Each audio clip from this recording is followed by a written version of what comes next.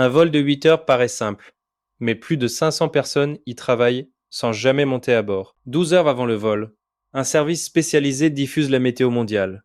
Jetstream, orage et turbulences prévues sur la route. Le commandant de bord calcule le plan de vol, altitude, route et surtout la quantité exacte de carburant. Trop de carburant alourdit l'avion et coûte cher, mais trop peu est interdit. Une marge légale est obligatoire. Une règle internationale limite le temps de vol des pilotes. Après un long courrier, ils doivent se reposer avant de repartir. Un mécanicien inspecte l'avion à pied, moteur par moteur, cherchant fuites, fissures ou dommages invisibles depuis la cabine. Chaque anomalie relevée est consignée dans un carnet technique que le commandant doit signer avant tout décollage. Pendant ce temps, une équipe de nettoyage dispose de 2 heures pour vider et désinfecter toute la cabine. Des camions cuisine livrent les repas, dont chaque quantité est calculée au plat, prêt pour les passagers. Un agent calcule le centrage. Bagages, fret et passagers doivent être répartis pour équilibrer l'avion en vol. Au comptoir, un algorithme trie déjà les passagers. Famille, correspondance serrée et membres au statut prioritaire. Au contrôle de sûreté, les scanners ne cherchent pas que des armes. Liquides, batteries et objets suspects. Puis vient l'embarquement. Mal organisé, il retarde le vol de 20 minutes, alors les compagnies embarquent par blocs de sièges. Avant ces blocs, les passagers à mobilité réduite embarquent en premier, suivant un protocole discret coordonné avec l'équipage. Une fois l'embarquement lancé, l'agent doit parfois refuser un passager en retard. La porte ferme 10 minutes avant le départ. Pendant ce temps, dans le cockpit, les pilotes suivent une checklist stricte, lue à voix haute, jamais de mémoire. Pendant cette checklist, la boîte noire enregistre déjà tout. Conversation, paramètres moteur et altitude, bien avant le décollage. Cette redondance ne s'arrête pas là. Chaque système critique existe en double, parfois en triple, en cas de panne. Par temps froid, un liquide anti-chivre orange est pulvérisé sur les ailes pour empêcher la glace de perturber le vol. Une fois dégivré, l'avion est poussé vers la piste par un tracteur. Les moteurs ne peuvent jamais reculer seuls. Une fois sur le tarmac, un contrôleur aérien attribue à chaque avion son tour de décollage, comme à un carrefour. Sur la piste, les avions décollent avec plusieurs minutes d'écart pour éviter les turbulences laissées par le précédent. Durant l'accélération, une vitesse est atteinte. V1.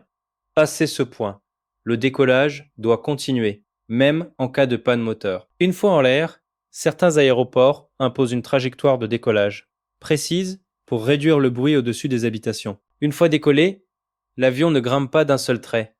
Il monte par paliers pour économiser le carburant. Derrière l'avion, ces traînées blanches ne sont pas de la fumée, mais de la vapeur d'eau gelée instantanément. Si les masques à oxygène tombent, ils ne servent que quelques minutes, le temps pour le pilote de redescendre. Un radar météo embarqué repère les orages, forçant parfois un détour de plusieurs centaines de kilomètres. Au-dessus de l'océan, loin de tout aéroport, une règle nommée ETOPS impose une distance maximale avant une piste de secours. La cabine est pressurisée comme à 2400 mètres d'altitude. Jamais comme au niveau de la mer pour protéger la structure. Mais avant de servir un repas, chaque hôtesse maîtrise un geste vital. Évacuer l'avion en 90 secondes chrono. Sur les vols longue distance, un espace caché au-dessus de la cabine cache un dortoir secret pour l'équipage. En cas d'urgence médicale à bord, l'équipage suit un protocole guidé par un médecin au sol via satellite. Un système, appelé TK, surveille en permanence le ciel et alerte les pilotes si un avion s'approche trop près. Pourtant, certaines turbulences restent invisibles au radar. Elles surgissent parfois par un ciel parfaitement clair et dégagé. Par brouillard épais, certains avions atterrissent seuls, grâce à un système d'automatisation baptisé CAT-3. Si la piste n'est pas dégagée à temps, le pilote déclenche aussitôt une remise des gaz improvisée. Une règle impose de garder assez de carburant pour rejoindre un aéroport de secours, même sans incident. Un impact d'oiseau contre un moteur déclenche une procédure précise, invisible pour les passagers en cabine. Faute de piste disponible, l'avion est parfois dérouté vers un aéroport situé à des centaines de kilomètres. À l'atterrissage, les inverseurs de poussée redirigent le souffle des moteurs vers l'avant pour freiner plus vite. L'attribution d'une porte d'arrivée dépend d'un balai coordonné en temps réel entre des dizaines de vols. Entre l'atterrissage et le prochain décollage, ce même avion dispose parfois de moins de 45 minutes pour repartir. Pendant ce court délai,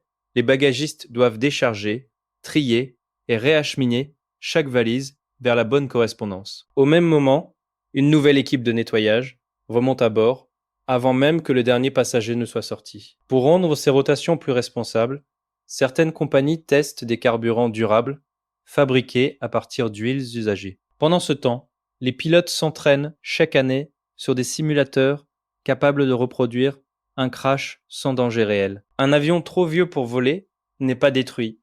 Il dort des années dans le désert avant d'être recyclé. Chaque incident, même mineur, alimente une base mondiale qui réécrit sans cesse les règles de sécurité aérienne. Ce vol de 8 heures, si simple en apparence, aura mobilisé des centaines de métiers invisibles dans l'ombre.